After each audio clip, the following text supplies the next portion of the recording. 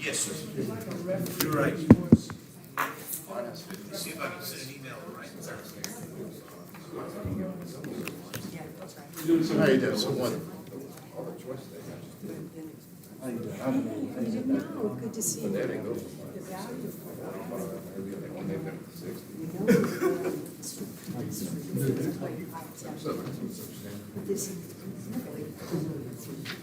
They new one. That's what I was on.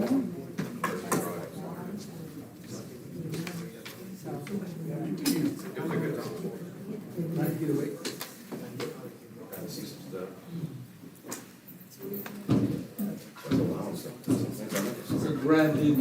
Yes. Yeah, but the hard part. Literally right.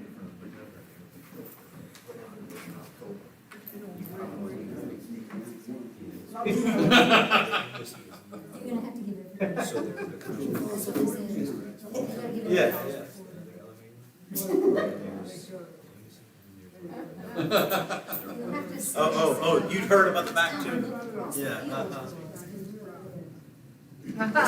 So, hey, Tim, I have a question for you, because you asked him, do you want to make a, you think they got the muscles, so you don't want to use the phrase? Make a muscle? Is that what it was?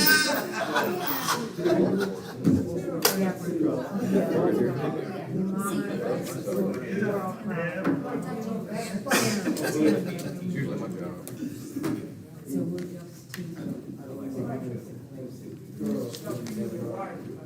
Exactly, yeah.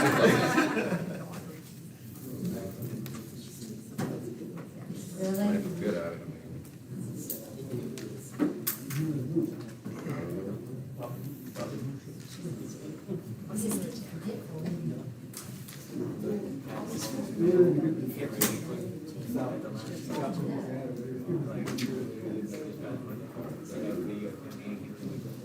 He's like giving us a jersey, and there were so many more jokes about it. So trick or treat is on Tuesday. Y'all ready? This afternoon. Phone shows 4 o'clock. I have, the correct time is. Y'all ready? Let's do this. Let's get, Alderman Ashby to lead us in prayer. Our gracious Lord, we just thank you for this day, Lord. We thank you for all of your blessings, Lord. We thank you for each and every person that's here today, Lord, doing your work. We just ask as if we go forward in this meeting, Lord, that we would keep you in our forefront, Lord. We ask all these things in Jesus' name. Amen. Amen. We'll welcome Alderman Martin back from some rough times there. Lead us in the pledge, please, sir. Pledge allegiance to the flag of the United States of America, and to the republic for which it stands, one nation, under God, indivisible, with liberty and justice for all.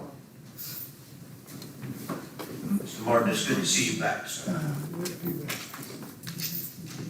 Feeling better? Not really, but Not really. gotta be what gotta be. All right, let's start off with Public Works. Alderman Dorey. Thank you, Mayor. Public Works Committee will convene. We have a quorum.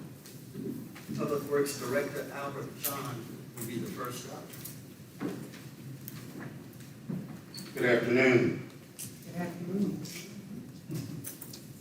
I basically have the same to tell you as I have last few months. We got a couple of machines down, which should be back up next week. And we're spraying for mosquitoes. Now, there's a chance we may go, we've been spraying the city twice a week. It's starting to cool down. We'll probably go back to once a week spraying on Tuesday, Wednesday, and Thursdays. Maybe not next week. We'll see what happens after this front. And it's going to determine whether we go to once a week or twice a week. And in the past, looking back at the records, usually the week after Rice Festival is when it really slows down. Last week in October, and by November 1st, we're just spot spraying. And spot spraying is just if people call and they've got a problem, we'll go out and we'll spot spray those areas. we'll see. It all depends on how much moisture and the temperature. So, Albert, yes, sir. do we spray it a little bit like before ball games and that, or we quit? The night before, yeah, Okay. yes. Well, matter of fact,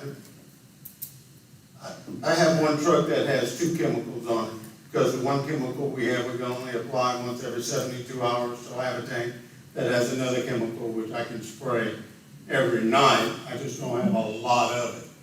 So, like, last night was zone 1, I took in all of Northern, around Northside Christian, St. Michael's, and the ballpark.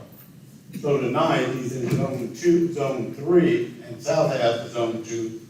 He'll hook up to that other tank that has a 3167, which is one we can spray multiple times, and make a pass. So we're actually going by the schools as many as 4 times a night, 4 times a week, every night we're spraying. Just we're not spraying the same chemical Yeah. each time, but we do. Especially like now you have homecoming games this week, next week, but yeah, we do the best we can. Very good. Now, we also, to help out at the recreation department during the ball games, Albert has been working with Peter, and Peter's been spraying the parks, the ballparks at the recreation department to help with the complaint of mosquitoes there, so. Right, I had the little portable machine I used to spray with 8, 10 years ago when we really had some bad seasons. I would go and spot spray, put it in the back of my truck. Well, I've given that to him and also purchased a chemical that allows him to spray multiple times a day if he has to.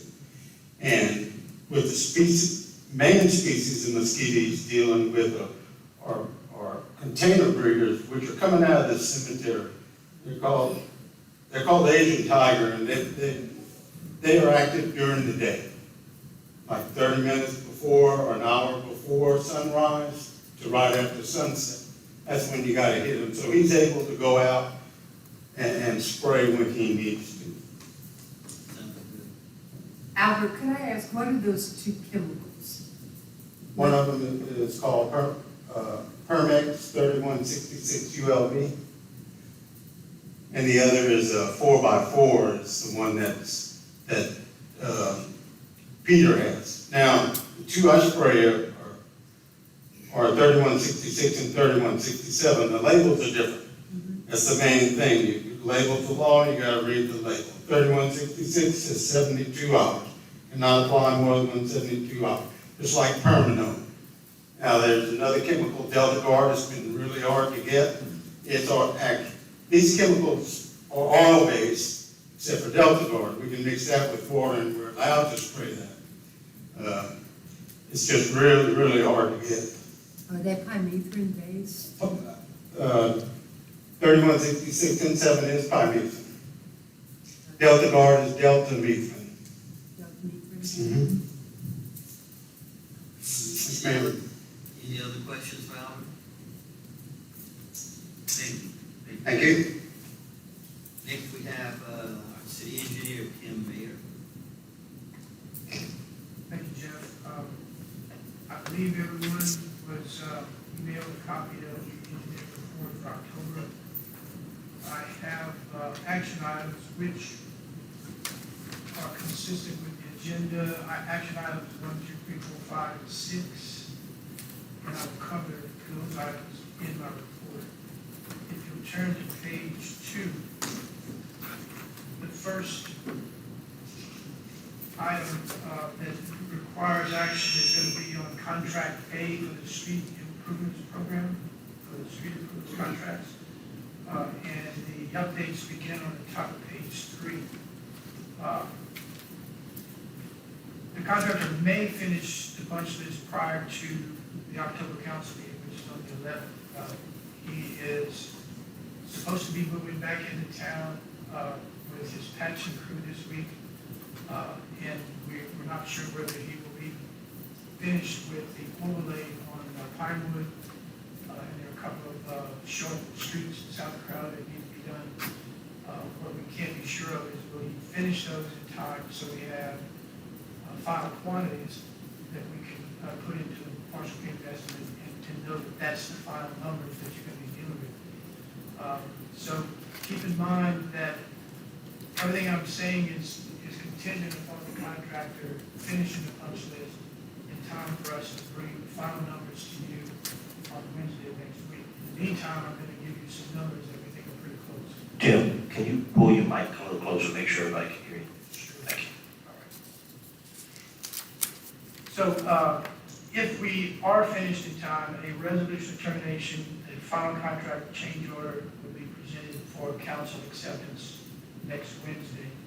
And I note there that the contractor is not entitled to be paid retainage under the contract until 45 days after recordation of the notice of termination. So if next Wednesday you adopt the resolution of termination, we will record that resolution and the notice of termination the next day, presumably the 12th, and then the contractor would not, we would not have to pay him the retainage, I'll give you those amounts in a minute, 45 days thereafter.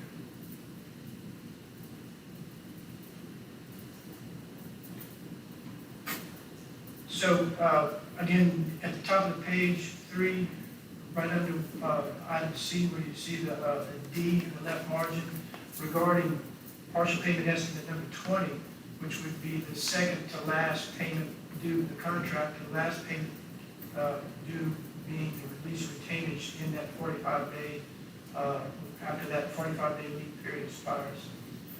At this time, the total value of the contract is estimated to be $6,750,800. $337,540 would be withheld for liens, labor material liens, and an amount to be determined later would be withheld for completion of the punch list. I sent to you as documentation midday today, along with Tessa sending you my engineer's report, the punch list. Since you've all seen this punch list in an earlier form, this punch list will have strikes through the items that the contractor has reported he's finished. We're not having an inspector following around to finish, clean up, dress up, that kind of work. We'll know when he's finished, we'll send our inspector around for a day, and he'll determine whether those things have been done. But since you pay hourly for inspection, we didn't think that was an appropriate activity for an inspector just to follow and watch the contractor clean up. There's no quantities to record. Workmanship will be apparent after he's finished if we agree that the cleanup was sufficient.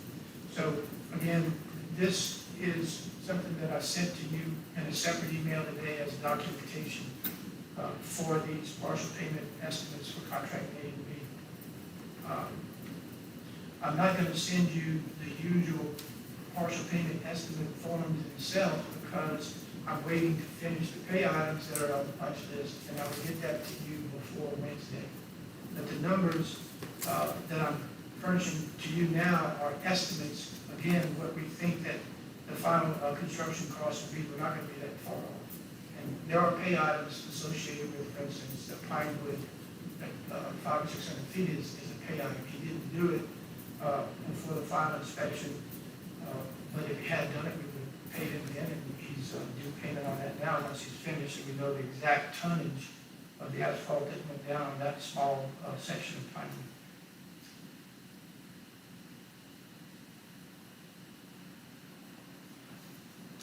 So the total amount due for partial payment number 20 is going to be $169,599. And you notice I didn't bring that to the penny because it's an estimate. And again, the figures that I've shown there will change slightly after the punch list is completed. If the punch list is completed before October 11th, the final numbers will be provided to council for action at the October council meeting. If not, action would be delayed until November. So if you come in with the finished product by the time Wednesday rolls around, we have time to get all the final quantities, then we're going to wait another month for him to begin the 45-day lean period. So it'll stretch that period on into almost January if that happens. Keep in mind that we're holding from the contractor something around $700,000 in labor and material payments. It's money that he's due by law after he furnishes us with a record that no liens have been filed against him after 45 days. So, again, where you see D in the left margin, council action requested. Number one, I would like you to approve partial payment estimate number 20 to Glenn Leger for contract A in the amount of $169,599. Again, that's a number that's subject to change by Wednesday if it finishes.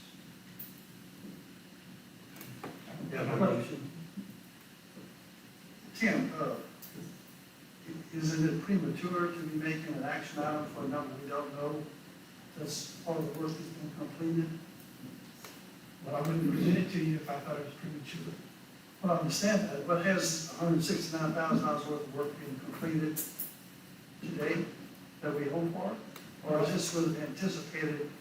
Well, I just explained a while ago that this is an estimated amount based on what we think the work that's remaining, this payout work, will cost. So it's an estimate, and I will bring you the final number, which won't be far off that number. Well, we can't move this action on until next Wednesday? You don't take action on it until Wednesday. This is a committee, so this is just sending it to committee. We've done it this way for 4 years, so I'm not doing anything different than I've ever done. But the only thing different is that this work has not been completed and they're requesting to pay. Does someone understand what you're saying? I don't understand the question. I'm presenting to you what I think is a safe estimate of what we will owe the contractor as of Wednesday if he finishes the work that's payout work. So if he doesn't finish, then this is, I think I just said that. If he doesn't finish, Just we're wanna going to go clarify. to November. okay? Just making absolutely certain we each one. Anybody else not understand what I'm saying? I want to explain something. And for those of you who don't know, Tim and I meet on the Friday prior to committee meetings each month and go over his entire report. And there's obviously more time to explain a lot of this stuff in that meeting because we meet for half the day or more, as long as we need to go over this stuff. What is being asked is so that we are prepared next week to present this and vote on it. It's asked to be sent to the council, the full council, in this order. As stated above, in the event that by next, which is again why there's estimated numbers.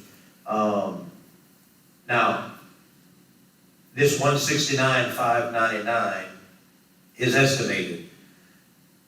Is it safe to say that next week they somehow complete the punch list and complete the job as we hope they do?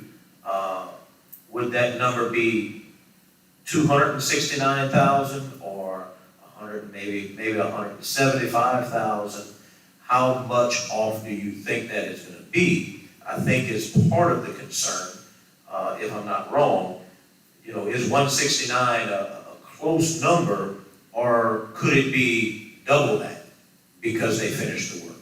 It won't be anywhere near that. Right. It'll be within 5%. Okay.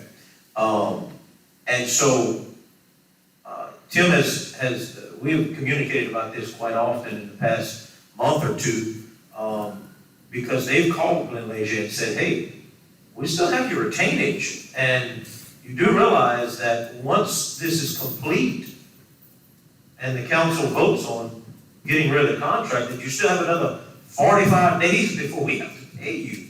I'm not sure what you're waiting on. And so they seem to understand that, they're not gonna get their retainage right away once it's finished. And we're not gonna have a special meeting just to cancel the contract because they finished a day or 3 days or whatever it is after the council meeting. If they're not complete by the council meeting next week, Tim's prepared to come to council and say, I suggest that you take no action on these items and essentially wouldn't approve what the committee is asked to send to full council.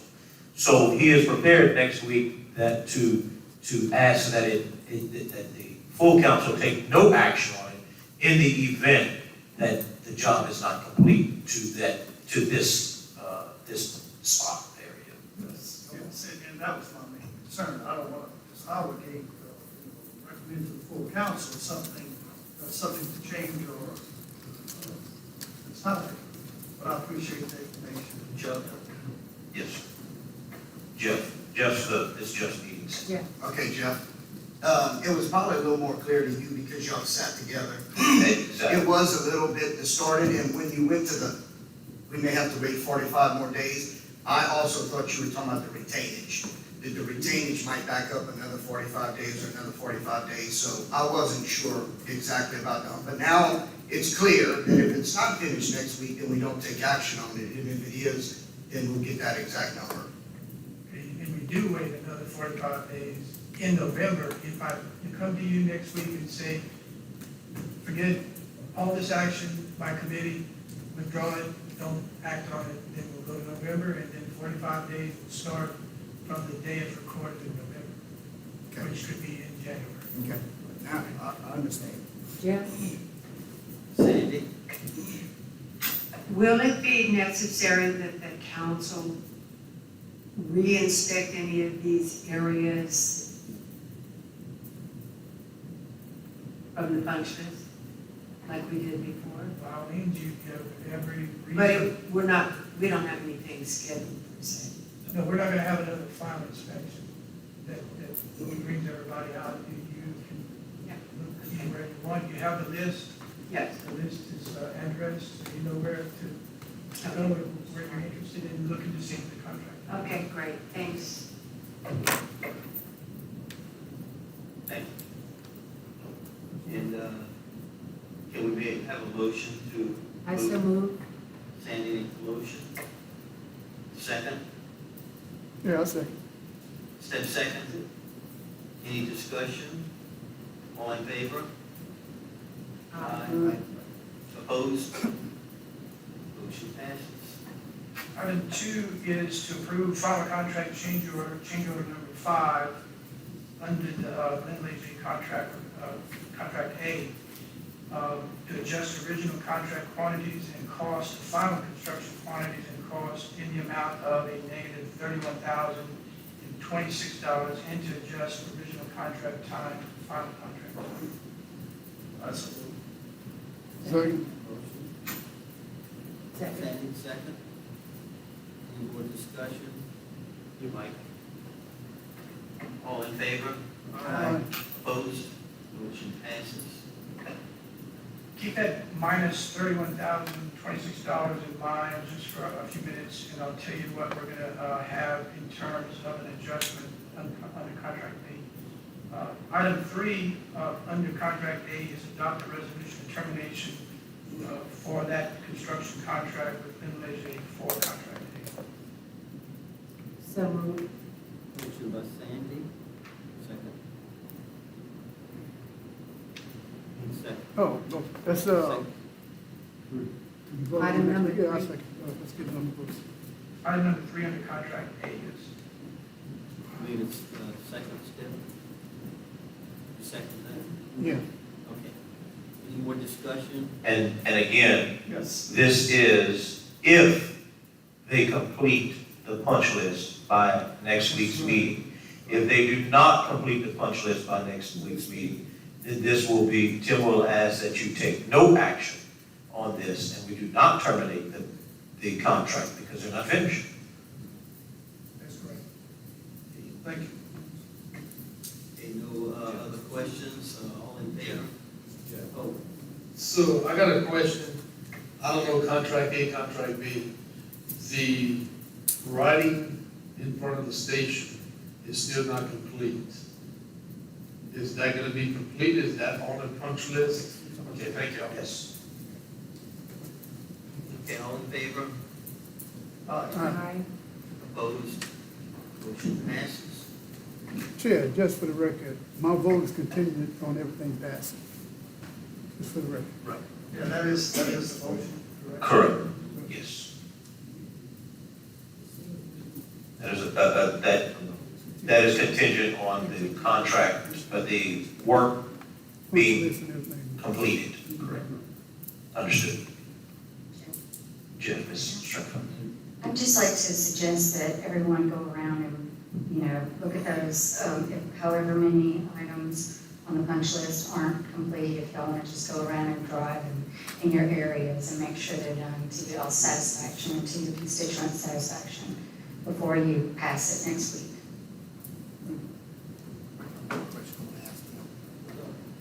Tim, I think you said y'all hadn't went and checked any of the patchwork that they've done, huh?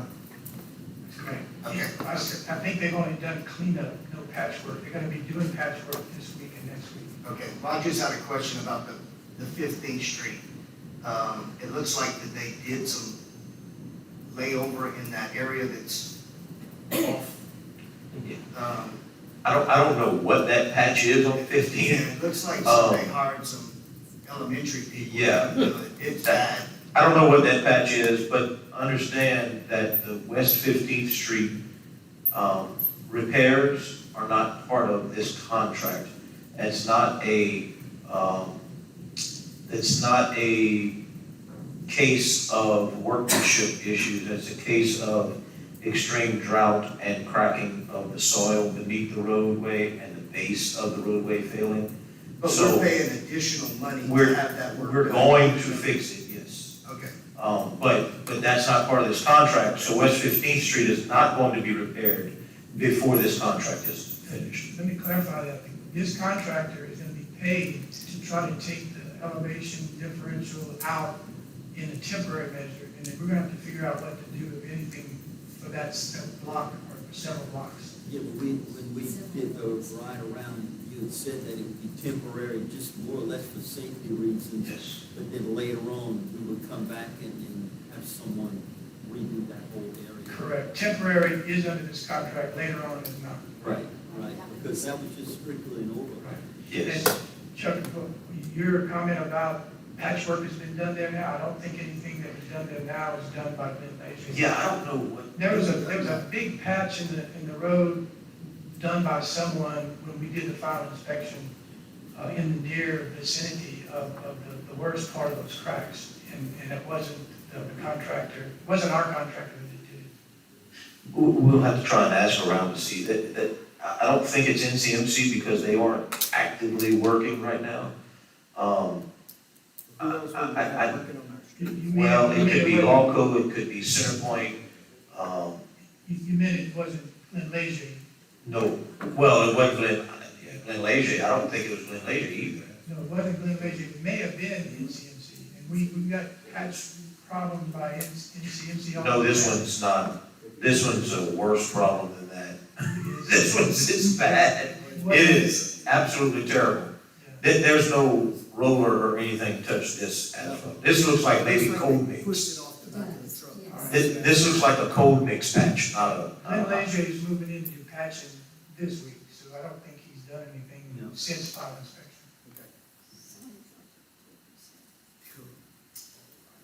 If we can, we will try to fix those types of problems while Glenn Lacy is on 15th Street.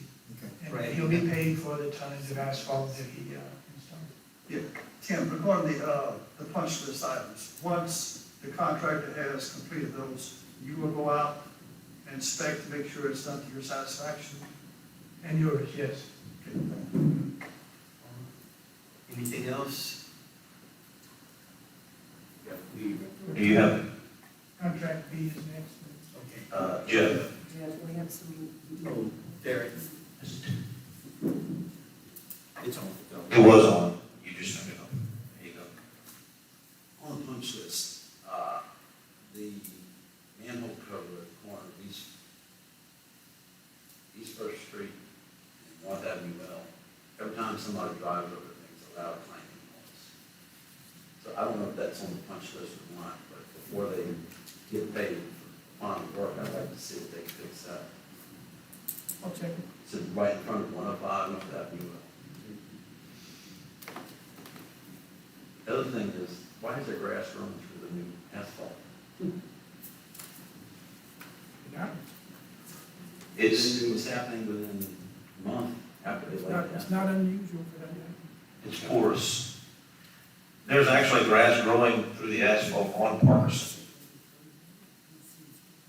As highly traveled as it is, there's grass in those cracks. You know, when cracks form, soil eventually works its way into the cracks, and seed works its way into the soil, and then grass grows, and that's the nature of asphalted concrete. It's in state highways, it's in local streets, it's in parish roads. It happens, sometimes it doesn't happen, sometimes it does.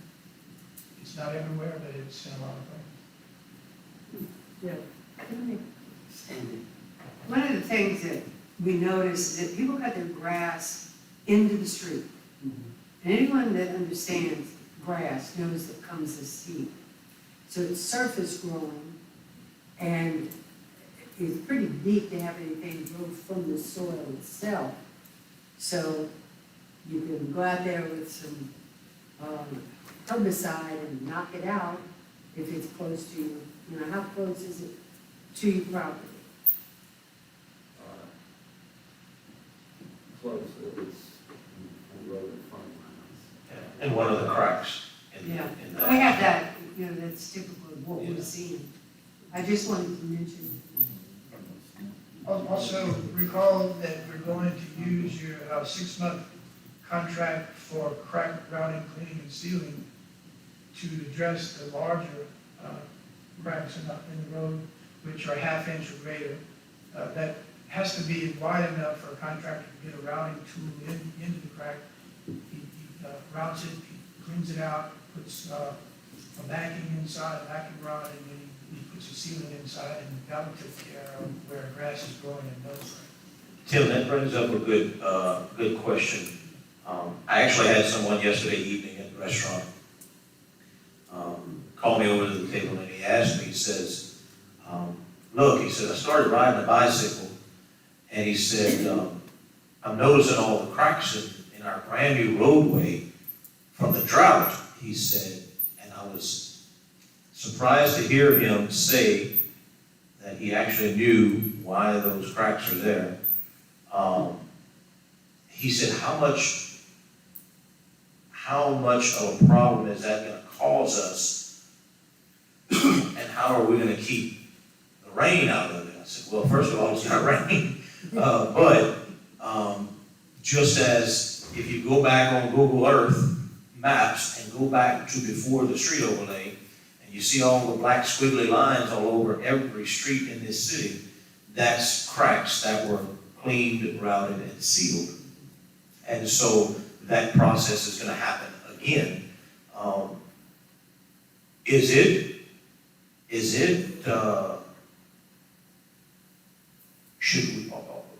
Should we wait for some moisture to get into the ground before we start sealing these cracks? Or is that something that we need to start doing pretty soon? Or, because it is a bit unprecedented with the drought, and the cracks are pretty excessive at this point.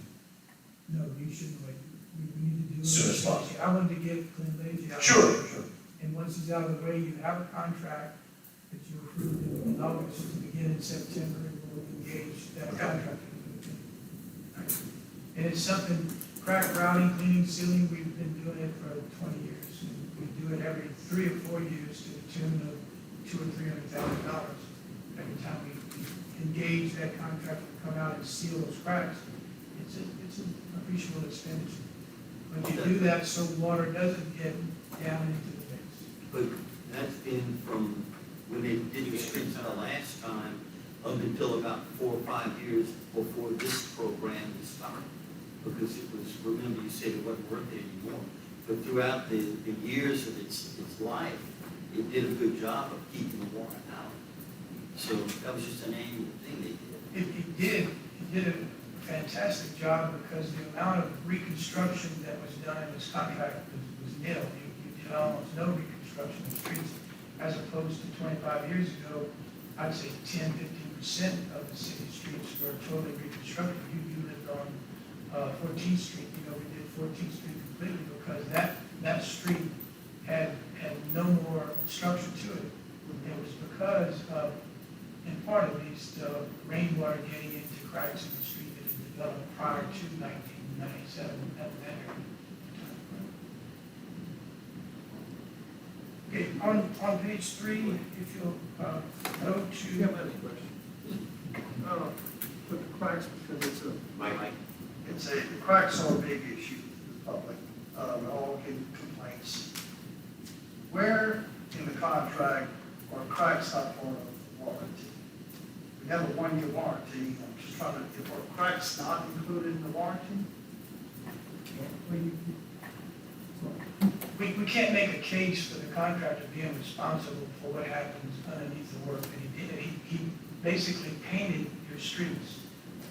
And so if what's behind the paint is breaking up, breaking down, you can't blame the painter. And so there's nothing in the contract either way, other than if we were to blame the contractor and take that seriously, we would be getting into litigation with the contractor in a case we couldn't win. Because he's overlaid your streets, and when the cracks form 2 or 3 feet below and reflect up to the surface, you're never going to hold him responsible for that and win.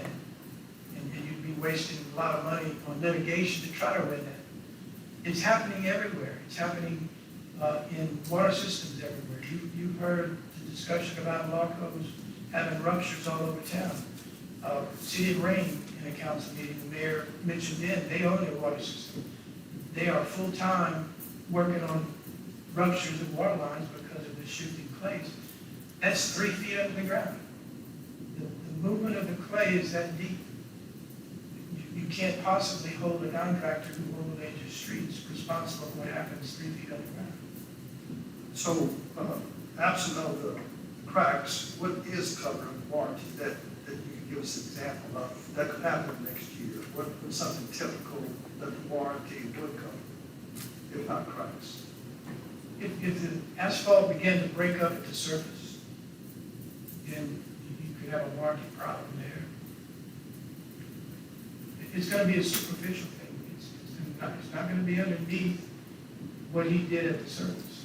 But he's not responsible for what he laid the asphalt down on top of. Kim? Just have one more. Since I brought to some of y'all's attention about West 15th Street, Mr. Mayor, what could have been done, hindsight's 20/20, I realize, but what could have been done on West 15th Street to alleviate those huge cracks that happened? Nothing you can afford. If you look at Parkinson Avenue, somebody just mentioned it a while ago, Parkinson Avenue, Highway 13, State Highway, in the area of 15th Street and north of 15th Street, right along a row of oak trees. That highway is built to the most strict specifications for depth of base, thickness of asphalt. It's coming unglued. It's cracking. We would have never done that on a city street to begin with because it would have cost you 3 or 4 times the $16 million that you spend. You don't have that kind of money. And it's not done that way. So I hate to say it in such simple terms, but there's nothing we could have done short of what the department does, and even it didn't work. So it cracked like that due to the drought, even though there were cracks before we had a drought? Because I was told it was all those trees were one of the reasons too why there were so many cracks. Yeah, it's the trees, but also, it's also a seasonal thing. If there is wet weather for months and months, then the clay that's cracking actually swells and the cracks will close. So And then if we go through a drought for 3 or 4 months, then the clay shrinks and it develops the desiccation cracking that's going on and then it reflects up to the top. So it's a dynamic thing. The cracks may have been there before the contract started, it may not have been. It just depends on seasons and the moisture content of the clay. Ms. Stringfield, I think, they both go hand in hand. The cracks were there.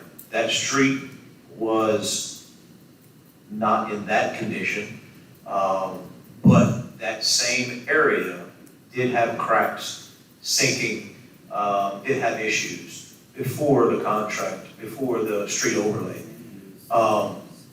You asked about, you said you heard about the trees. Yes, the trees are a problem also, because not only do we have a drought, an extreme drought, but those trees are still thirsty and they continue to suck moisture out of the ground. So those trees add to the dryness of the dirt there, the clay soil, on top of the drought. I'm just The trying to, problem is, it was decided when this contract was done 2 years ago now, I think, maybe close to 3 years ago, that it would be overlaid and not reconstructed. well, just saying from my experience, because I was in on that vote, I didn't realize that I was voting for potential cracks on a road, and had I been told that, then I might have second-guessed my vote and said, how much more will it cost to do it the right way?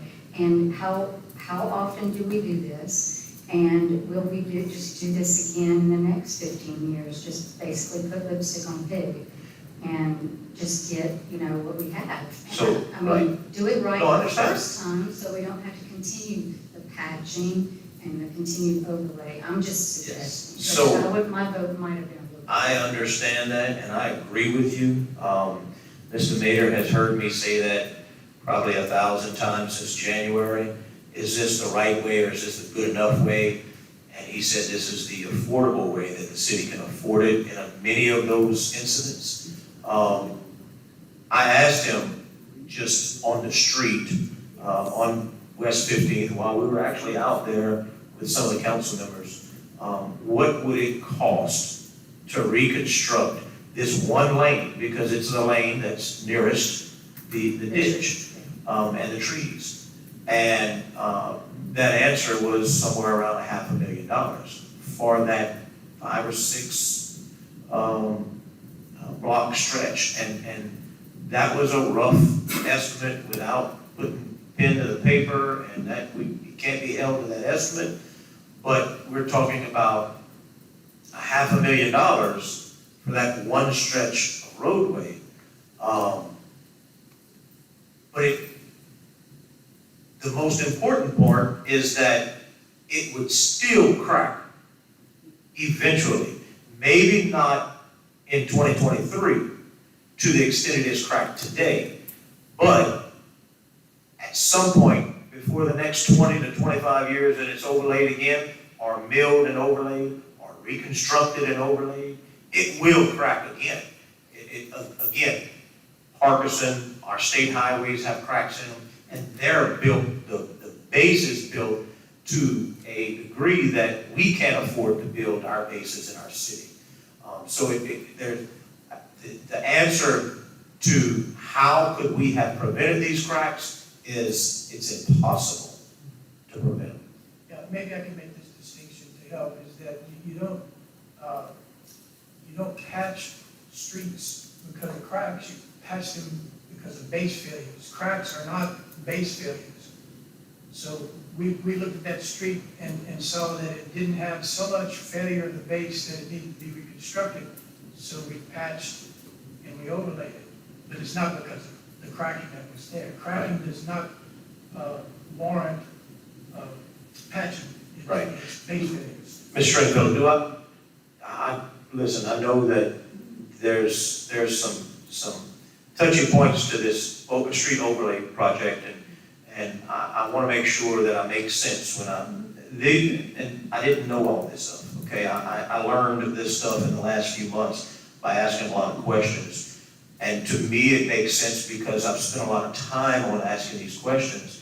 And most of you haven't had the time to sit down and talk and ask different people and see the different reasons for these explanations.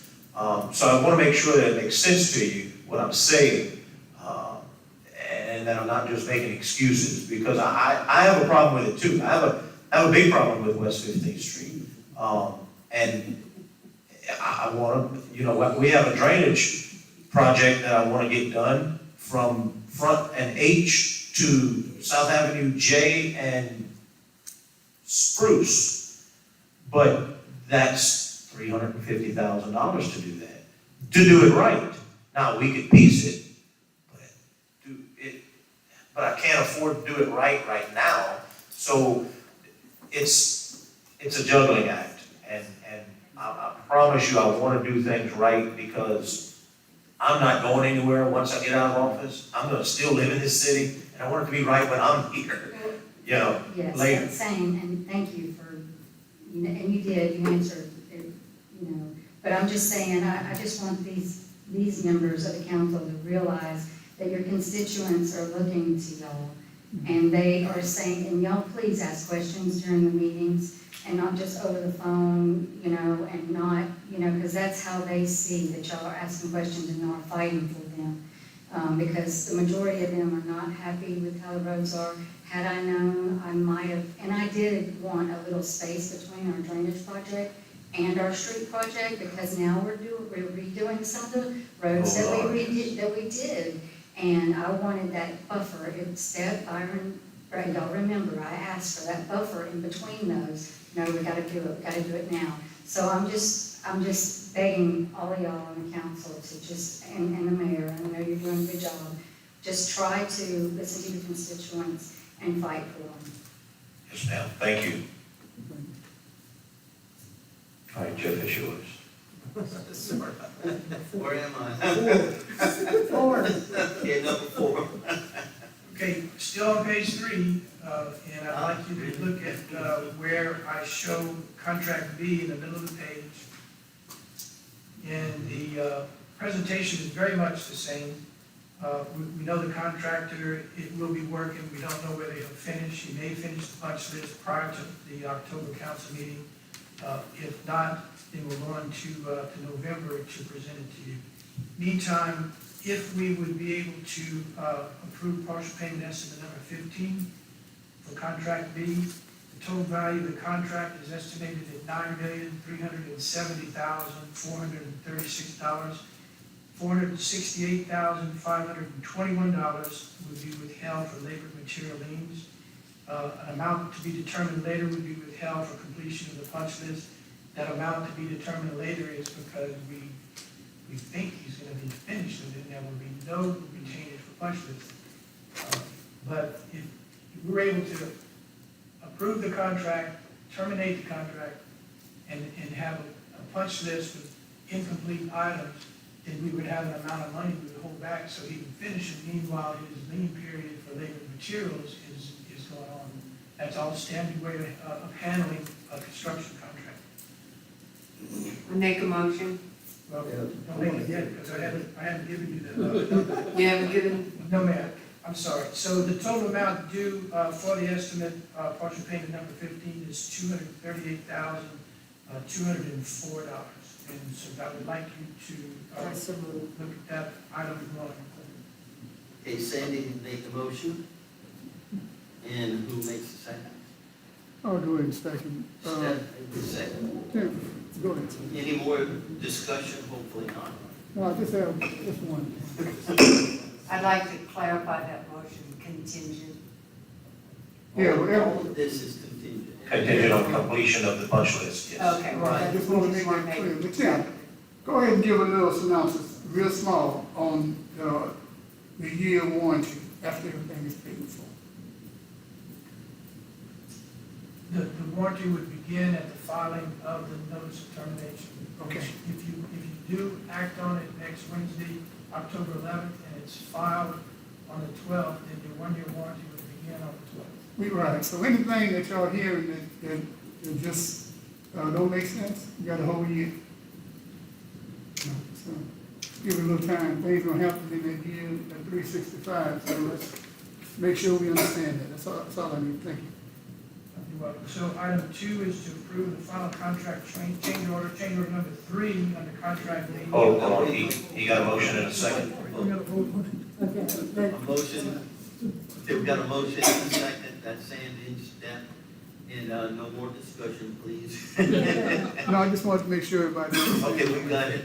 All in favor? Aye. All opposed? Motion passed. There you go, Tim. I'm sorry. So, item 2 under contract B for council action is to approve the final contract change order number 3. And that would be in negative amount of $586,279. So moved. A Second. motion by Brad. And second, Sandy. And again, that is contingent on completion of the punch list. Any more discussion? All in favor? Aye. Opposed? Motion passes. I asked you earlier to remember that minus $31,026, and now the minus $586,279, that comes to around $617,000.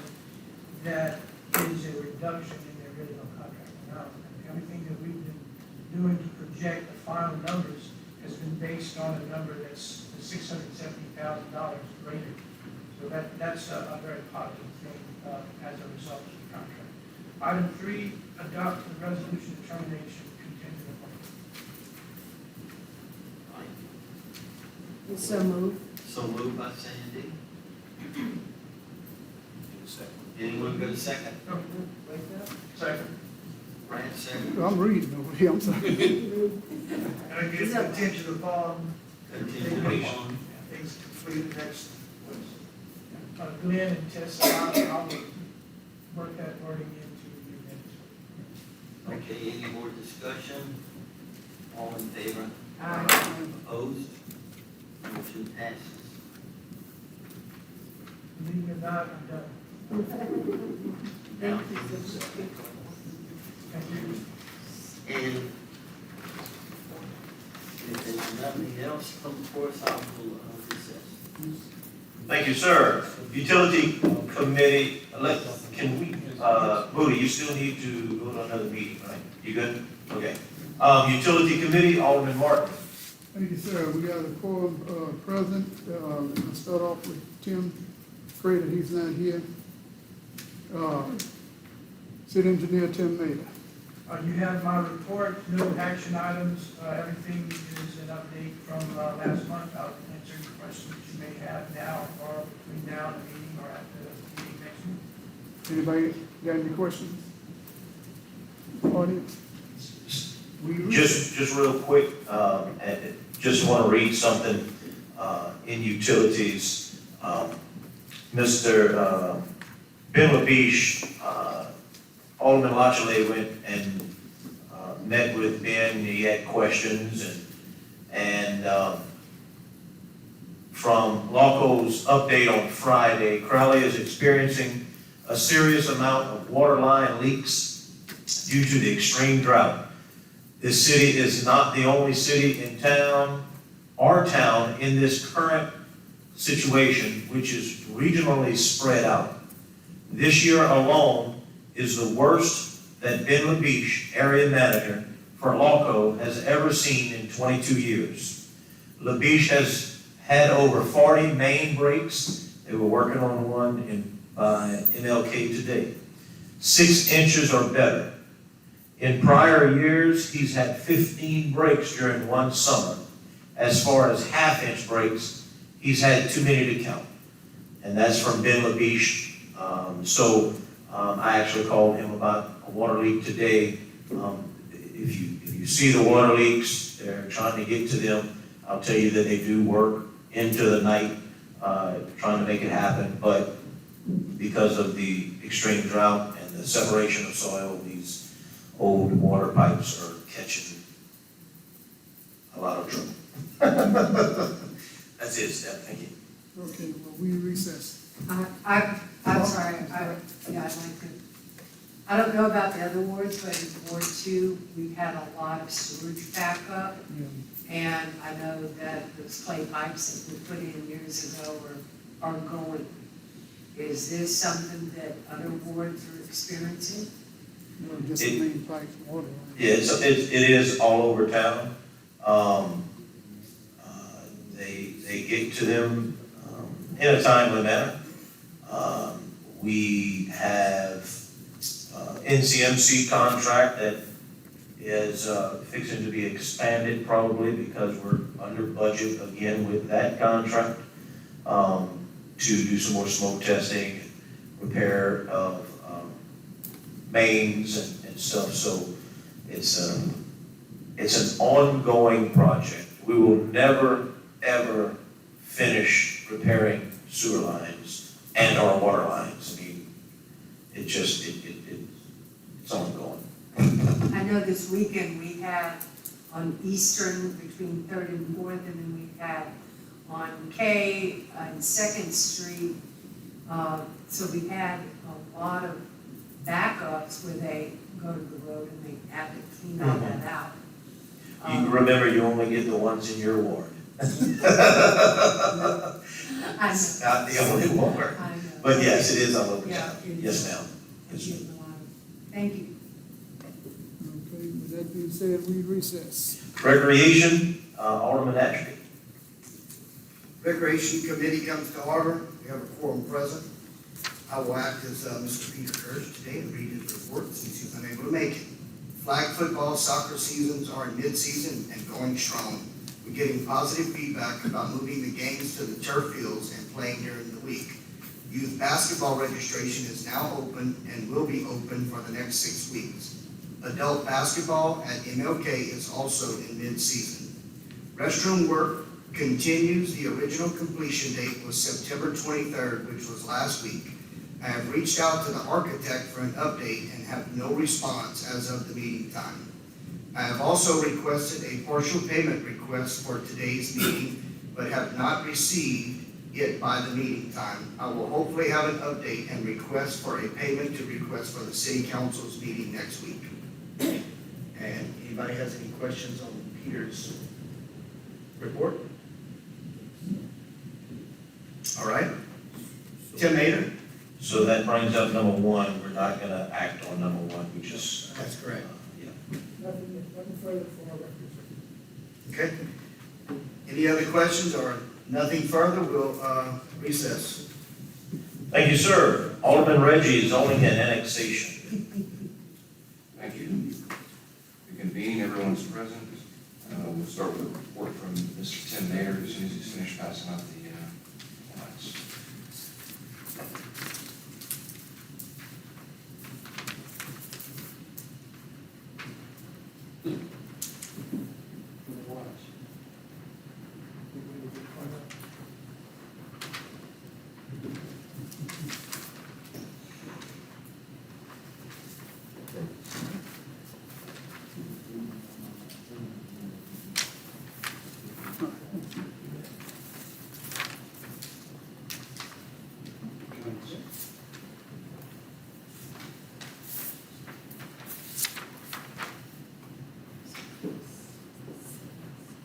The action item on the zoning and annexation committee agenda is to introduce an ordinance and a proposed resolution calling for a public hearing regarding the annexation of unincorporated islands within the corporate limits of the city.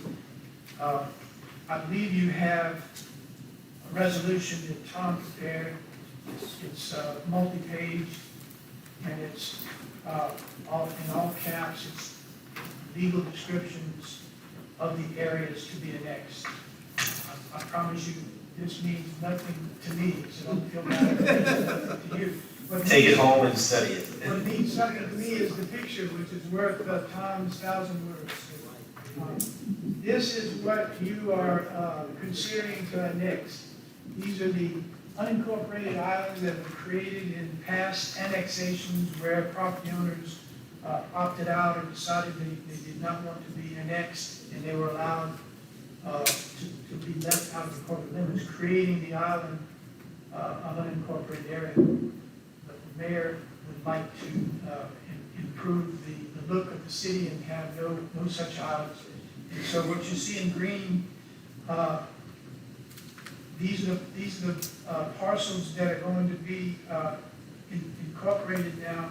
And if you see the numbers, 1, 2, 3, 1 to 8, active parcel, and then lower left of that sketch of that map is a list of the owners of the property involved. So, legal description, we gotta get it right, and we will. This is the intent to annex these areas in and around the city. Mr. Reggie. Just to explain what, a little more. Over the years, as a emergency responder in the city, I know that I've responded to these properties over the years. It's tough, and many of you probably didn't realize until this map is in front of you that these properties are not within the corporate limits, the legal corporate limits of the city, although they are 100% surrounded by the city.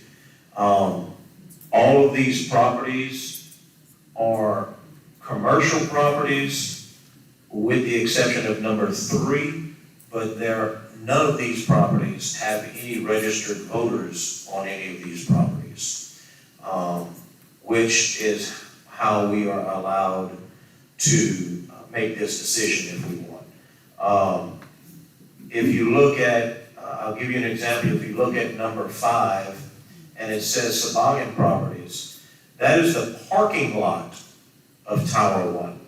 Tower 1 is in the city limits, but the parking lot behind it is not in the city limits. Now, understand that in the event they have an emergency in the parking lot behind that building, they get city police, they get city fire, and they pay no property taxes for those services, when they actually should get a volunteer department and the sheriff's department to respond to it.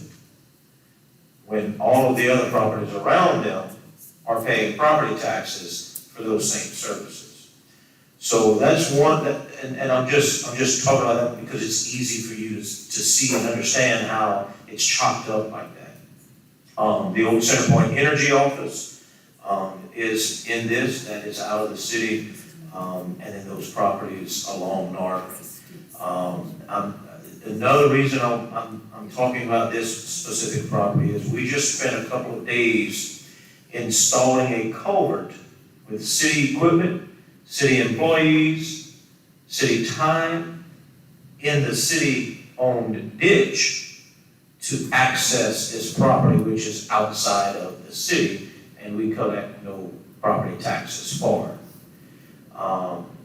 Again, I'm not picking on this piece down in the lower right-hand corner, but I'm using it as an example as to why I feel it's important that we incorporate these islands, because they get the city services that everyone else is paying for, but they don't necessarily pay for them.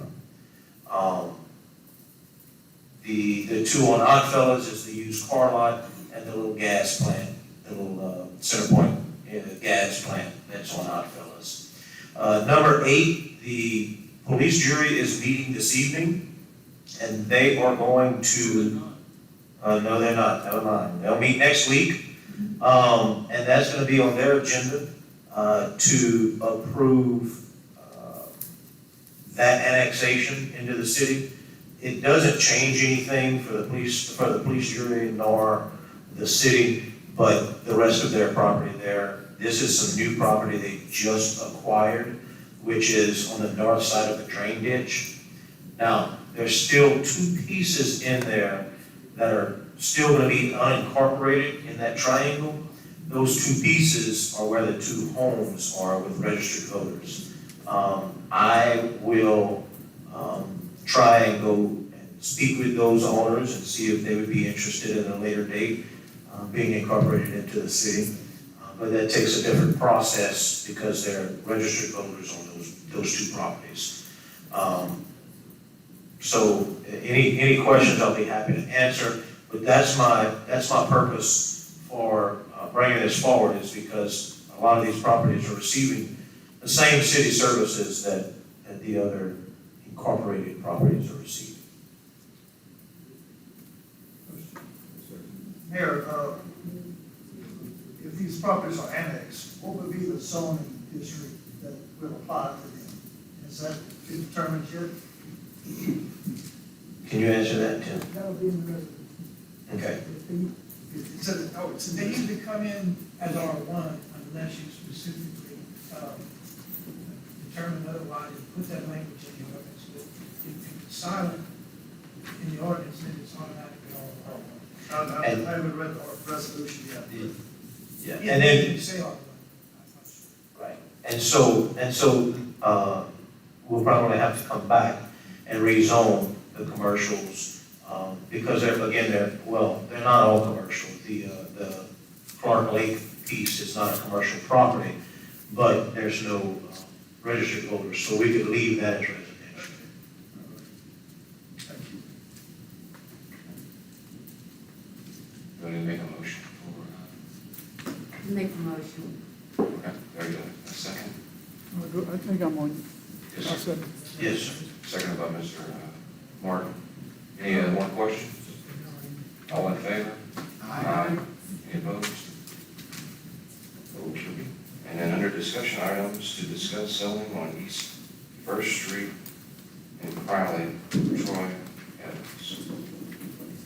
Yeah, Mr. Troy is not here. I'll tell you what his complaints and concerns are. He has spoken with me multiple times. The biggest complaint in that neighborhood is with the towing service and their, I guess they're spreading out over the past few years. That is all zoned industrial, and I'll tell you, personally, I got a little excited the first time I read the ordinance about that zoning, and it says wrecking yard. And I originally, first off, took it as a wrecker yard, but I think wrecking, the ing behind it, is a different meaning. That's where the wrecker services bring their cars to be dismantled, crushed, sold for parts, and all that good stuff. I'll tell you that I'm kind of hesitant to talk too much about that situation because there is some legal issues that's been brought up to this against the city a few years back, actually. I don't know where we're at in that, if that's been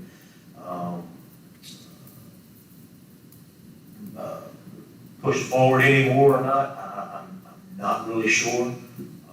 But there is a judgment or lawsuit of sorts that is against the city for that situation. But that was his complaint.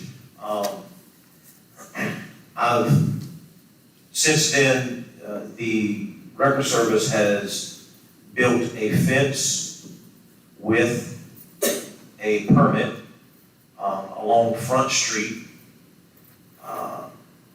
The setback for buildings and fences of that sort in an industrial zone is right up against the right-of-way.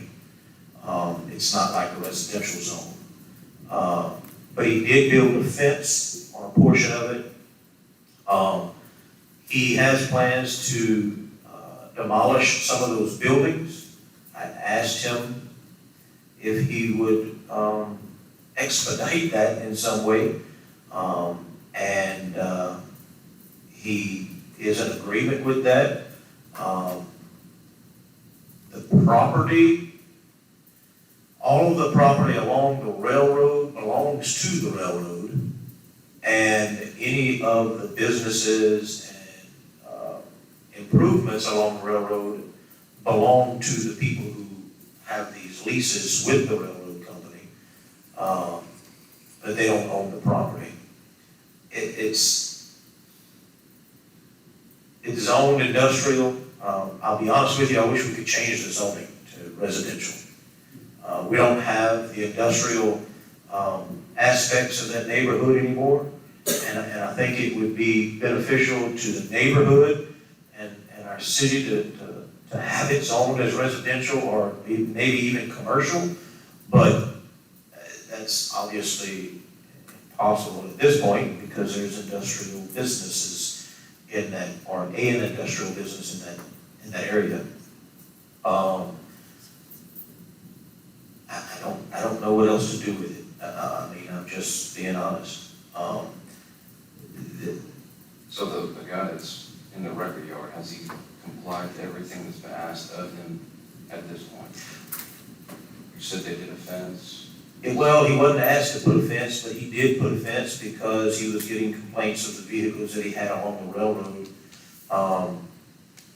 There is one residential lot that seems to continue to be an issue with the neighborhood, and I received a complaint probably last week or so, and so I called him, and he was in Florida, working in Florida, and one of his drivers park on that residential lot when they go to work and grab a record, and one of his drivers was picking up his personal truck from that lot on the record for some reason, I guess to bring it home, I don't know. And I asked him that he please remember that he can't use that lot as commercial. And he told me that when he gets back, he may even pull up the culverts in the lot, in the ditches, so that they can't use the lot anymore. I haven't gone back to see if he removed those culverts. Excuse me, or not, but I can definitely ask. I can't make him remove those culverts, but I can ask him to do so that they don't use that lot. He is keeping up the grass. It's my understanding he doesn't own that property. He owns usage of the property because the owner has given permission for that, and is in the nursing home, but the family doesn't want to sell the property. But he's keeping up that property, keeping the grass cut on that property and of the home next door. But he can't use it as a commercial piece of property because it is zoned residential. Although across the street is zoned industrial.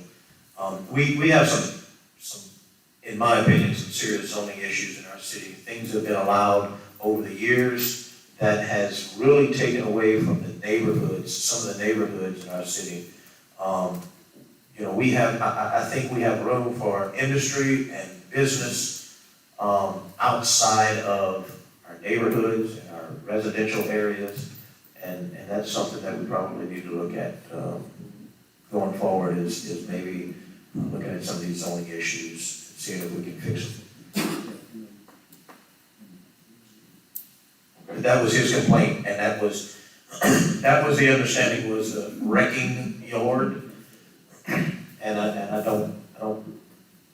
not an attorney, but I don't think that's the same as a wrecker yard. Because if you look at the description of a wrecking yard, that is like a scrap yard or something. That's not allowed there. All right. Anything else before zoning and annexation? I will recess. Thank you, sir. Public safety, Alderman Core. Thank you, Mayor. At this time, I'd like to call all the Public Safety Committee. All members are present, and we have a quorum. On the reports, Chief of Police Troy Abear is absent. And we'll move on to Fire Chief Louis Romero's report.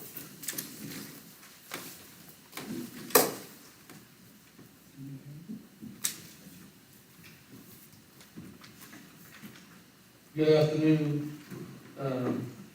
For September, the fire department responded to 55 calls, of which 6 was hazardous conditions, 28 of them were EMS, 11 was fire alarms.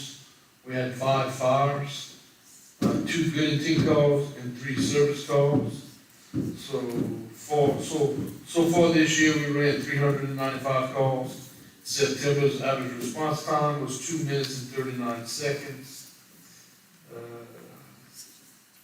they got one that I want to pinpoint.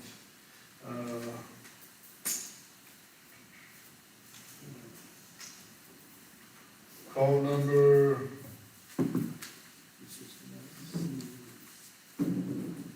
274. We had a response time of 5 minutes and 13 seconds. That was at 1 o'clock in the afternoon on September 12th. It came in as West 9th Street, and the call was actually East 9th Street. So they went to the 800 block of West 9th, got down, no, we don't have the emergency here. This is So 16 blocks away. they had to make a phone call, so that kind of gives us a little thing. But, other than that, we had, a response time of 2:39. That's still excellent. Chief, So, appreciate that. Back to the ag money, I filled out all the information, we submitted it. We have a small little problem. On October 20th, the Joint Budget Committee is gonna meet. The intent of the money we asked for was to purchase a squad truck. And in the ag money, it says for equipment and station renovations. My argument was squad truck is equipment, but the state looks at it as that is an acquisition. And so we have to get the joint budget legislative committee together and have them redefine what the intent, with Johnson, with Representative Sebastian, what the intent was. And they're meeting on October 20th. So I was told, don't worry about it, about multiple people. This is just a formality that we gotta go through, that just pushes us back a little while. So, any questions? Chief, what's status on the fire truck? So, I checked last month. Pre-construction is gonna happen sometime in January. So, me and probably 4 or 5 people are gonna go to Florida and do the pre-construction build. Where we're gonna pick colors, we're gonna pick doors, we're gonna pick how big we want the compartments, what we want in the compartments and all that. They're talking next August, late August, or early September. That could possibly change. But as of right now, that's what they're talking about. The ladder, we got a quote to fix the ladder at the worst case scenario was gonna be $26,000, $27,000. Best case scenario was gonna be 10,000. Well, they broke it down, redid everything. We had a lot of hydraulic leaks on the ladder, the wiper seals, and the truck's 21 years old. So, the final bill came out at $6,800, so it's a little bit better. And then we had a PO that I got to void. Supposedly we had to change the head gasket on our dually, and that was gonna cost $6,700. And I got a second opinion, and we don't have to change it. There's nothing wrong with the truck. So, I told Chief to hold that aerial together because, that truck's, over $1.5 million new, so. right now, it's about 1.5 million to, replace that truck. So we'll keep repairing our 20-year-old aerial. So, any more questions? Thank you, Chief. Next, we'll move to City Inspector Tony Duhon, who was absent, but he did provide his report. The Animal Control, number of complaints, 3 dead animals, 15 calls for cats, 46 calls for dogs, 1 animal bite, 1 animal cruelty, and 9 calls for traps. We had 2 citations with 3 different charges. Animals at shelter, 7 cats and 5 dogs. And code enforcement sent 2 violations for tall grass and 2 unpermitted uses. Flood management, 2 reviews of proposed construction in flood zone. Permits, 7 gas and 18 electrical.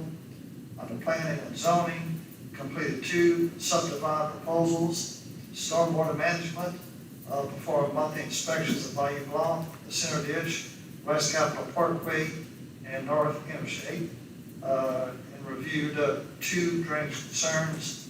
Contact us if further information is needed. Respectfully, Tony Duhon, City Inspector. Now we move to action items. A 2023 Class B big beer and liquor permit was submitted by the new operator of Corky's Food Mart located at 1122 Northwestern Avenue. I'm aware that a citation was issued to this new operator for selling beer and liquor without a permit, in addition to recent gun violence that occurred upon the premises causing a lockdown of Crowley Middle School. I was hoping Chief would be here to answer some questions. So at this time, I vote to table this action item. They did call and said that they, I don't know why, but they called and said that they no longer want the permit at this time, right now. I don't understand why.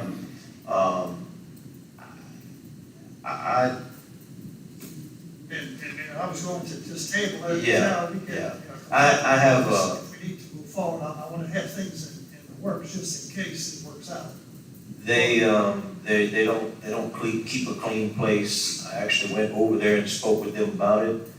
The previous owner came and talked to me and apologized to me, but I called him and made sure that he has no ownership of it anymore. He does not own it. It's my understanding these are the same owners as Acadia Food Mart, I think it is, that what it's better known as the back store, and also Cajun Mart. So it seems like they should know how to run a store, but they seem to be struggling at this point with this location, so just FYI. Well, thank you, Mayor. And at this time, I'll move to table it if we get additional information to confirm if they actually don't want it, or if the police department provides us with a complaint list to review. So at this time, I'll move to table this application. Do I have a second? Second. Second. Any further discussion? All in favor? Aye. Any opposed? Motion carries. Under discussion items, we have to discuss the status of condemnations that were previously approved by the council. And Mayor, if you can enlighten us on an update, I would appreciate it. Yes, sir. So a demo permit was issued for 124 Dronette for the metal building. I actually went out there, I passed by there today. He has the structure, with the exception of the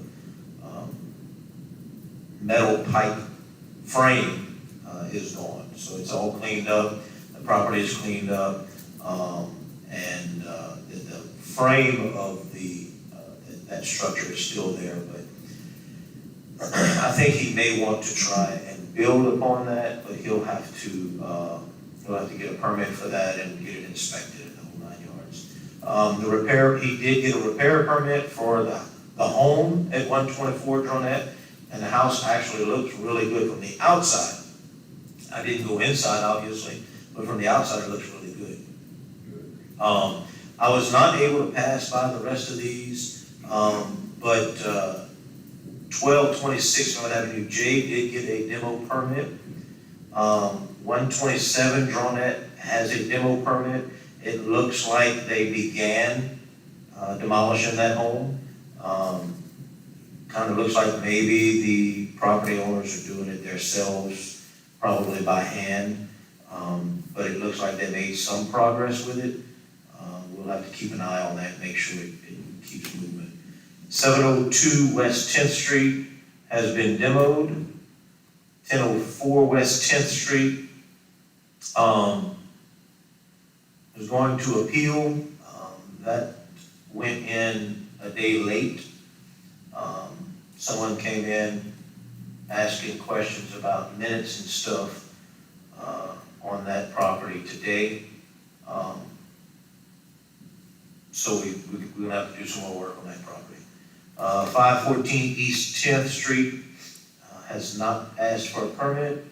1524 North Avenue H, no permit. 909 West 10th, no permit. 815 West 10th Street says, has gotten application, did not return, stated they were going to get an attorney. 822 West 9th, no permit. 719 North Avenue H has been demoed, and 1546 North Avenue H has been demoed. I think that's all of them. For the properties that haven't applied, what's the next step I on the ownership of properties? I spoke with a couple of y'all about the 30-day period. I was also advised that that may have been a little short period for them to comply. You know, we don't want to, I don't think we want people to incur any extra expenses by the city giving them a short notice and then having to go and do it and charging them for this. I'd like to try and give them a little more time. I'm not saying we need to give them 6 months. Maybe 60 days would be a better time frame to give them. Especially if they're gonna do it themselves. Yes. It's gonna take time. You know, these people probably, you know, obviously they'll have jobs or whatever. They may have to, some of them may be elderly and they'll have to find someone to help them with it. So I wouldn't want to tie them down to, the only option would be that the city goes in and demos it and then it costs them money. So I would suggest going forward that we do 60 days at least. And I suggest we work with this list, this previous list also, and just kind of help them out in the 60-day process. And we're probably pretty close to 60 days on that list. The next step, and maybe Mr. Mike might want to answer this, but there's still more steps to take if they don't comply. We have to send more notices, and then we have to schedule a demo construction company to go out and do it. Just to correct, I'm sure everybody can hear me. So just the next step, if they don't comply with the council's prior demolition order, is to send them a notice letting them know that, look, we gave you until this date to comply, you failed to comply, therefore, on this date, we're gonna begin demolition. So that would be the next step in all these that haven't complied. And Mayor, would that be an administrative role? Do you need council to recommend that? No, I don't think so. There's no other action needed by the council for that. We'll be able to move forward on those. Rest with you. Yes, sir. Yes, sir. Mr. Crater, you had something. I'm sorry. Yes, thank you. I know I talked to y'all a few months back about the litter and blight court. I guess that ordinance, y'all decided not to do that, but I was really surprised listening to the meeting about the demolitions and about the, that y'all had. Y'all are gonna, seems like y'all are getting put in the same situation that we were put in. You know, Sammy and I, for one, I'll give you an example. We rode around and we identified all of the blighted properties and we said, this is the number 5. This is a menace to society. It is terrible. It's fallen down. It's got to be taken down. It's terrible. and then a number 4, not quite so bad, a number 3, and a number 2. And we identified those. And I was really surprised to listen to the meeting and listen to y'all discuss some of these houses that were brought up for condemnation that, well, maybe they can be fixed. Maybe, we'll give them some time to fix it. Maybe they have so many heirs in this property that it's gonna be a problem getting it done. Those are not the ones that we need to be concentrating on in this city. Look, there's people living next door to some of these properties, and it's absolutely appalling. And they shouldn't have to do that. Those are the ones that should be brought to you for condemnation, not the ones that maybe they can be fixed. Look, I walk this whole city, I know there's some bad properties, and it's a shame that we're making people live next to those properties. They should be condemned. I guarantee you, the fire chief and the police chief and the Department of Health or whoever would go and see these properties and say, immediately, tomorrow, they need to be gone. The rats, I've heard complaints about all kinds of animals and things. Those are the ones that we should be concentrating on. So I would say, in the future, you should try and get code enforcement, whoever the guy was that was talking, I don't remember what his name was, but yeah, they should be bringing you the worst of the worst to start with. And let's worry about the others later. But right now, it's a no-brainer. These properties are a no-brainer. You should be taking them down tomorrow. There should be no argument and no discussion. There's a lot of them out there. So why bring up the ones that maybe they can be fixed, maybe they can't be fixed? That's my opinion. And I feel sorry for some of these people because I heard it so many times about all the raccoons and the possums and the snakes those are the ones that we should be taking care of, not the ones that maybe they can be fixed, maybe they're not, So please concentrate on those. Please try and maybe talk to Tony or talk to Cooney or whatever and get them to bring y'all the ones that are number 5s, like Jamie and I identified, not the 3s and not the 2s. So anyway. Thank you, Mr. Craig. Right. Yes, Chuck? So you brought up the point about working with the ones that we already set a time frame for. Can you go back and set a new time frame? Because you said, let's just work with them and give them more time. That only opens the gate to next time when we say 60 days and it don't get done in 60 for them, that next group to say, well, you gave the other ones a little bit more time. There has to be a deadline. I don't quite feel sorry for them. They had 20 years to do something. I agree. I'll tell you that I don't have the authority to give them more time because the council is who voted for that 30 days. Can we fix that here? We can change it to 60. I don't remember how long it's been. I don't know if we're not close to 60 days now. But what I can do is we can move forward with them starting this week, sending those letters out saying, the council, the city told you this is how much time you had. You did not do anything. So this is when it's going to be torn down. And then we can start scheduling the contractors. So I don't think we need to change anything, but we can start moving forward on them. If we don't, it's just gonna open the I door for agree. more and more people to continue. And one thing I might add, Mayor and Chuck, is that I think that's a reason to give a little bit longer period on the front end. Because when you give them a short period, it's only natural that some are gonna come and say, hey, I just couldn't get it done in 30 days. Because it's a tough task. I mean, you have to line up a lot of different things. And I'm not saying these places shouldn't be torn down. I'm not saying you shouldn't give them a hard deadline. But if you make that deadline a little longer, you prevent the people that come up and say, man, I just couldn't get it done in 30 days. If you give them 60 days or 90 days, you're still gonna get it done. But you're gonna have a longer period of time where they're out of excuses. And I think you can feel better at that point in time saying, no, look, you had 90 days. Whereas 30 days, you might be a little more reticent. You're not. but a lot of people might be a little more reticent to just drop the hammer on that. So that's my thought on giving them a little bit more period. Okay.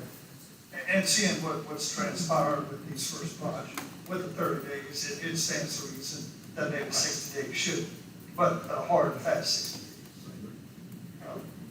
Go ahead, let Sandy go first, that's fine. Since the first tranche went through, it was all 30 days. I have no problem with giving 60 days, and I don't know if there's a hard fast rule for that. These people have had a long time, been sitting there, they knew it's coming. Now, if there's a provision for an extension of a reasonable amount, but 60 days, we've got 100 more coming, and I think we're gonna get into a gridlock of backed up properties to take down. You have 41 coming, by the way. And that's right, that's right. And I got a stack of 41 that's getting ready. for to my knowledge, the permits that were, gotten this first go was less than 50%. Correct. And so if that's gonna be the pattern, in a couple of months, we're gonna be backed up with things to do. And we are not gonna be sending a strong enough message to the people that we mean business. Right. We gotta clean up the city, and we don't have 2 years to do it. Right. So, Mr. Critter, I appreciate, what you said about that. I'll tell you that, that first batch of properties that came about, I think we had some communication issues. I relied on CAD, and I kind of put them on the spot and said, hey, I want a list of 100 properties right now, because I know we have that many, as you stated, that we can put in front of the council. Now, obviously, we're not gonna put 100 in one day, but that we can get in line, ready to go. And I think we had a little communication issue, and you're right, some of those properties, and me and some of these council members actually talked about it after that, some of those properties were questionable, and actually we took some out that people were living in, that we didn't even bring to the council. And those are not the properties that we need to deal with. And so I think you'll see that the next bunch that's gonna come about are those properties that you're talking about. And I thank you for speaking up and saying that, because it's true. One thing that I don't agree with, though, is that we're not requiring these people to live next to these homes. Just like you tried the last 4 years, very diligently, you and the council that you served with. This council and myself have only been in office for 9 months. That's not enough time to get rid of all of this blight, and I promise you, we are working on it. And so what happened in the past, we can't be blamed for, and these men and women sitting here can't be blamed for. I hear it often and every day, and I hear both sides of it, actually, because for lack of a better term at the moment, the haters. Because there's haters that say, oh, well, you're tearing all these houses down in West Crowley. And I tell them to go back to the people that they say that they are representing and ask them if they have a problem with us tearing down houses in West Crowley or South Crowley or whatever part of Crowley it is. Because the people, the overwhelming majority of the people, want these properties cleaned up and gone, especially the people who live next door to them.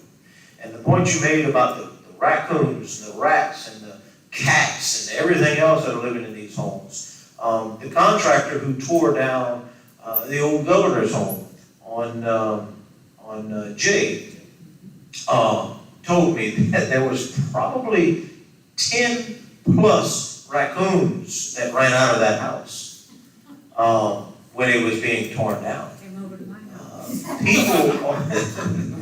They went to Sandy's. No, Sandy, we have a possum problem, us in our neighborhood. We got the box. These people in these neighborhoods who live next to these homes have begged for the past 4 years, and the council has tried over the last 4 years, begged to make things happen. And this council wants things to happen, and I promise you, the next bunch is gonna be some of those properties you wanna see. That's definitely, I thank you for bringing that up, because it's a great point. Thank you, Mayor. Any other business? Oh, we have Mr. Stringfellow. Thank you, I'm sorry, I'll make it quick. And, Mayor, just clarify, the city didn't pay to, the homeowners are the ones that demolished those, the city did not? Which, the ones that were on that list? Correct, the city has not demolished any of those. Right, okay, that's okay. That's all home property owners that have done it on their own, yes. Thank you, Mr. Stringfellow. Any other business come before the Public Safety Committee in the committee recesses? Thank you, sir. Okay, public buildings, Alderman Woolridge. Public buildings will be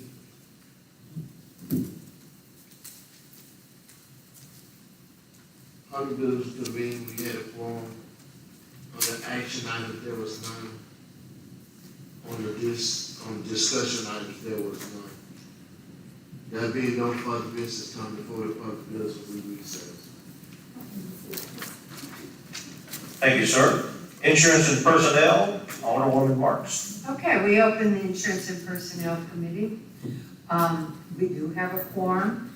We don't have any reports or action items at this time, but I do want to report that those of you who have your insurance cards, keep them, because no new ones are going to be issued. I spoke with Julie. The ones that you have are valid. If you lose them, then contact Julie. And with that, there's no further business and the committee recesses. Ms. Marks, if you don't mind, I just want to mention that, and this isn't, I am working with someone, and I think everyone will be happy with, to replace the street commissioner position, since Mr. Gilbert passed away. Okay. He is not ready to announce it yet, I guess you would say, and I'm not either until he commits 100%, but I think he'll be a great fit. I think he'll be a huge asset to the city and the street department. So that'll be coming up hopefully within the next month or two. We'll be getting a street commissioner for that spot. Okay, thanks, Mayor. Thank you. No further discussion. The committee recesses. Thank you, ma'am. Community and Economic Development, Alderwoman Chessel. Sure, thank you. The Community and Economic Development Committee will come to order, and we do have a quorum present. A couple of things, and Sam's not here, so I've double checked my dates. Hopefully, I have those all correct. Tourism Director, Valerie asked me to mention that there will be a performance at the Historic Rice Theater on Wednesday, October 4th at 6 p.m. It's featuring Justin Sonnier, Adam Leger, and Will Bannister from New Mexico. Tickets are $23 each, and they can be purchased on the City of Crowley's website. She's also working on details to show a few Halloween movies at the Rice Theater leading up to Halloween. There'll be more information on this as it develops. Crowley Main Street. Kids Day on Main Street was very successful, with hundreds of people enjoying the beautiful day and all of the special things provided to entertain the children in attendance. Main Street expresses appreciation to the City of Crowley and employees for their partnership for this event. The annual Taste of Crowley will be held on Thursday, November 9th from 6 until 9 p.m. at the Opera House. Tickets at $60 each can be purchased at Vanilla Bean or online at the Crowley Main Street website. Christmas in Crowley is going to be Saturday, December 9th. And the Main Street staff and other local leaders attended Destination Downtown. It was a 3-stage training session that featured ideas from Main Street leaders from Louisiana, Arkansas, and Mississippi. From the Chamber, they have a few things coming up. October 12th at 4 p.m., Lamb Family Care Home Health and Hospice, ribbon cutting on their new building, and business after hours. The 24th of October, grand opening and ribbon cutting at the Reds, and that's in the Fry development just north of the courthouse. The Go-Go Cook-Off is October 28th. It's downtown Crowley in the Enterprise Center. Team sign-up and sponsorship opportunities are still available. Contact the Chamber. On November 16th at 11:30, the economic outlook will be presented by Dr. Gary Wagner from UL Lafayette, and the location will be determined. They rescheduled the Small Business 101 Prosper Acadia, and that's scheduled for November 30th. That will be at the Main Street patio. That's presented as a partnership with Louisiana Economic Development Small Business Division, the Lead Center of UL Lafayette, and the Small Business Development Center of Lafayette. The West Crowley beautification had nothing to report at this time. The Historic District Committee is still researching signage to designate the district. And Teresa Wright gave us something in your packet that talks about the trunk or treat at the First United Methodist Church. They're asking for donations, for volunteers to help give out candy, drive your vehicle, fill up your trunk with candy if you want to participate with that. And she has some information as to how to contact her for that. So those are the upcoming things that we have. And for action items, we need to approve co-sponsoring One Crowley's Fall Festival to be held November 4th, 2023 at the Wells Fargo Building. Make a motion to. Motion by Sandy, second by Brad Core. Is there any discussion? All those in favor, please say aye. Aye. And any opposed, same sign. Are there any other things that need to be discussed in this committee? With that, okay, go ahead. You in that room, with the planning, that was linked to, that would be, for, light. Oh, yes, yes, Yeah, I'm gonna ask you. yes. Anything that, we, learned that, or that we already knew that, Yeah, with, Mike and I actually, went to Baton Rouge and spoke with, I don't remember her name, but she takes care, she's basically the, I guess, the code enforcement, person for the city of Baton Rouge. And, it was, informative, but, you know, like I told her, I wasn't there for her to teach Mike the law, but just to see if we could get maybe some different ideas, maybe different avenues to deal with things. And Mike, we're gonna work on some things for the trash and junk junk vehicles for it. yes. Good, because I know you met her at, the LMA conference. Yes, she gave the presentation, yes. Yes. As far as the condemnations are concerned, they don't really do anything different. Yeah, yeah. They do have for their condemnations. Now, this is one thing that, I told Mike we may need to do to help out with that process, but, we may need to change some ordinance a little bit, but, the, blight court or the, administrative court, whatever it is, I want to look, and again, we've only been here for 9 months, so there's only so much we can do at one time, but, I want to see if maybe that would be beneficial to get that going to, if for nothing else, for our trash, tall grass, junk vehicles, to go to that and get that out of our city court. Yes. I think that would help the process, even if we don't bring the blight to them. And I'm okay with bringing the blight to them. I'm not opposed to bringing the blight to that. But again, I promised the people that I would work on cleaning up the blight. And if we hand it off to a judge and we didn't make those tough decisions. But I'm thinking that we may be able to, and I don't know, I gotta get with Mike about it, we may have to change some ordinances, so that when they get a violation for, junk and trash, as in South Avenue M, that they don't come to this court. They go to the administrative court or the blight court or the trash court or whatever it is. Because all of Baton Rouge's stuff goes to that specific court, so. Actually, Baton Rouge handles condemnations the same way we're doing it, through full council. They handle, like Mayor said, the issues with regards to trash, junk vehicles, those types of things, noxious weeds.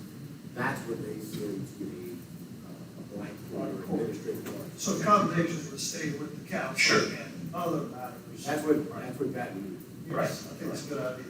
So I want to look at that, and I want to visit with all of you to do that, and see how we do that moving forward. And get with Mike to see if our ordinances need to be changed, because I don't know if the ordinances now say that, that it has to come to city court, or if that's just how we've been doing things for the last 100 years. And if we could create that court and have those violations go to that administrative court or whatever it may be.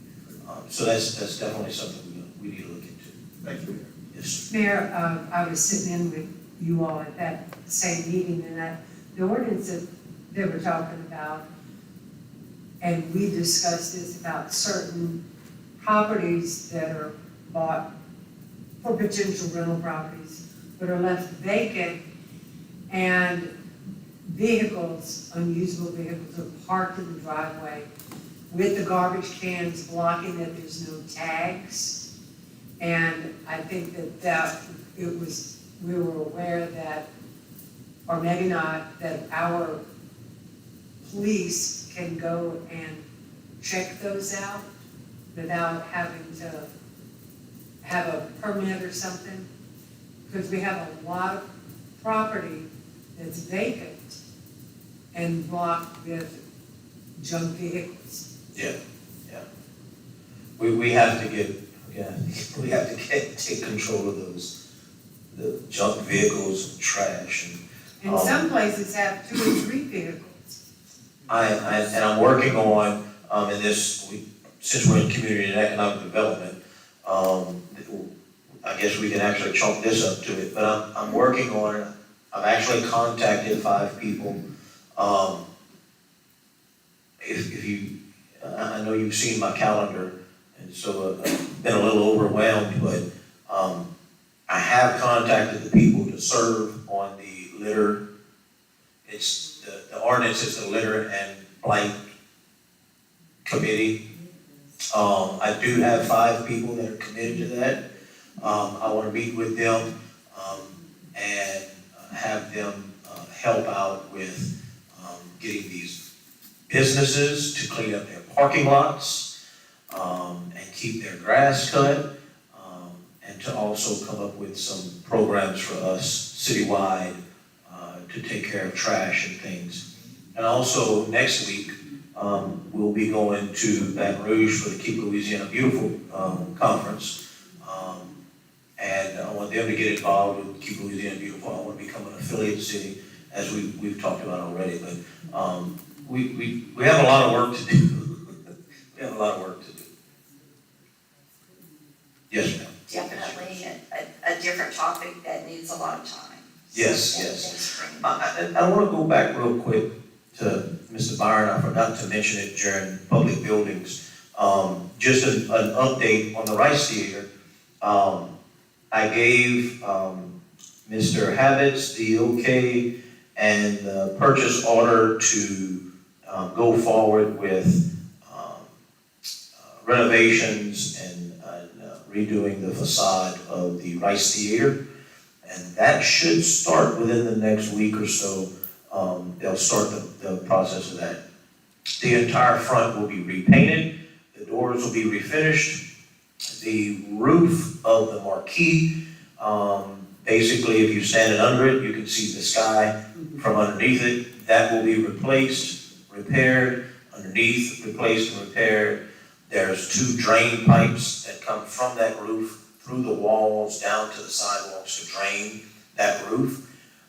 They're gonna break those pipes out because they're leaking in the wall. They'll break those out on the inside, then repair the plaster. And then the entire front of the building will be repainted. I sent an email out to the historic district today and asked for their participation in the colors. I hate the colors. They call it Art Deco, and I think it's ugly as whatever, but we do need to keep the historic part of it, and so I'm working with I plan to work with the historic district. If any of you have any opinions, please let me know, for the color of the front of that building. I don't know what it's gonna be, but, I'm gonna take the advice of the historic district, on that one, so. But that, you should start seeing some changes on the front of that building soon. So, having no further business, the Community and Economic Development Committee will recess. Thank you, ma'am. Sorry we hijacked your committee a little bit there. That's the beauties of these committees. We get to talk to each other about it. Revenue and Finance, Alderman Lachele.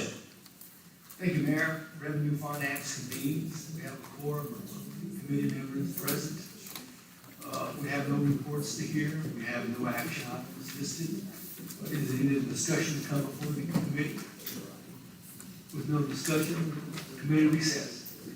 Thank you, sir. Thank you all very much.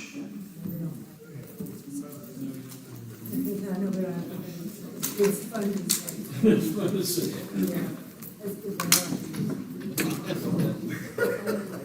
It's time to get the hell on out of Dodge.